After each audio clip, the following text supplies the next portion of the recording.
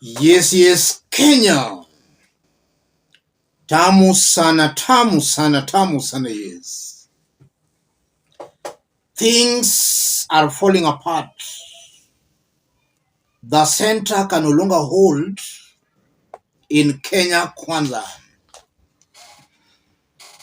Are there plans being laid behind the scenes to impeach Rigathi Gachagua?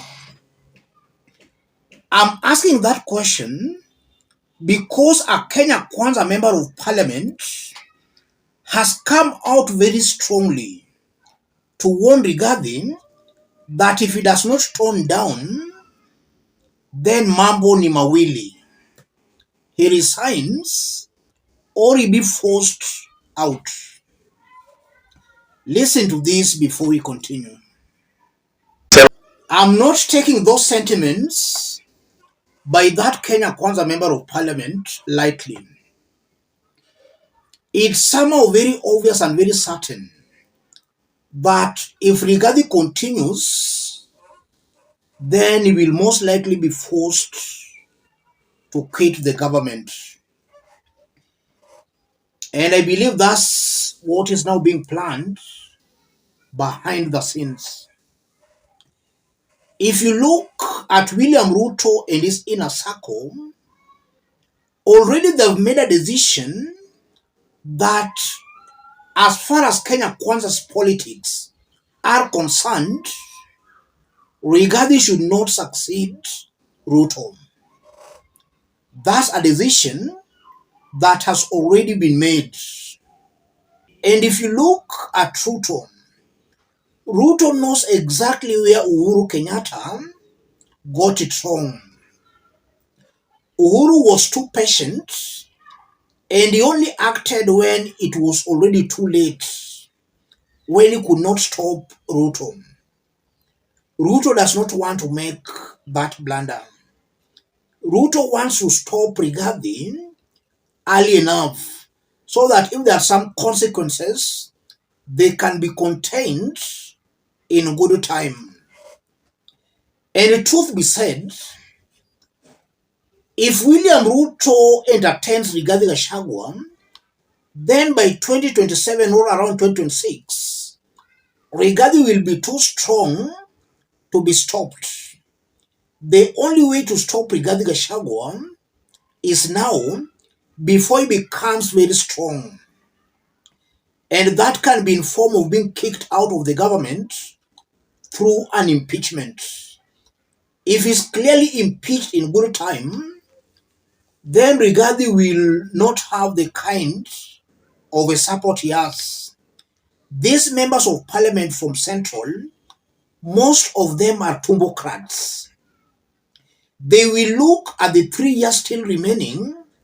They will decide to support Ruto rather than to support Rigathi Gachagua, who will be in the political cold for the next 3 years, assuming Rigathi is impeached now.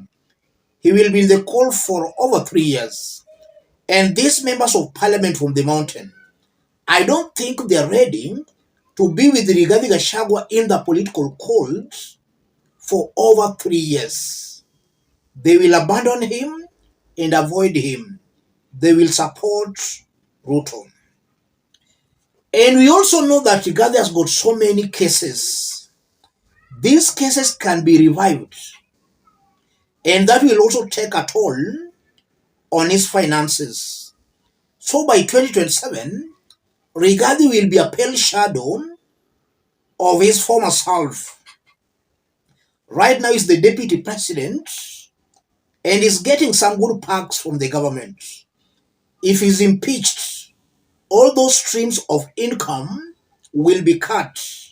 So he'll be left a poor, confused politician. I strongly believe that if there is the best time to stop Rigathi, then it's now. So the big question is, can an impeachment motion against Rigathi succeed? The answer is a very big yes. An impeachment motion against Rigathi Gachagua will succeed very early in the morning. Rigathi has stepped on almost every toes. What Ruto needs to do is just to have a deal with the opposition, and in this case, with Raila Odinga. The opposition members of parliament, together with the Kenya Kwanza members of parliament, will very gladly and willingly impeach Rigathi Gachagua. And with the kind of a narrative Rigathi is pushing, that's a divisive kind of a narrative that will isolate the mountain. Upon his being impeached, even the mountain will shy from supporting him. They will fear being isolated, something similar to what we saw and witnessed in 2007. So, Rigathi, in my honest opinion, if impeached, he'll also become politically relevant on the mountain. For now, he's being followed because he's still the deputy president. But if he's impeached, he will be abandoned. Let me stop it there, ladies and gentlemen.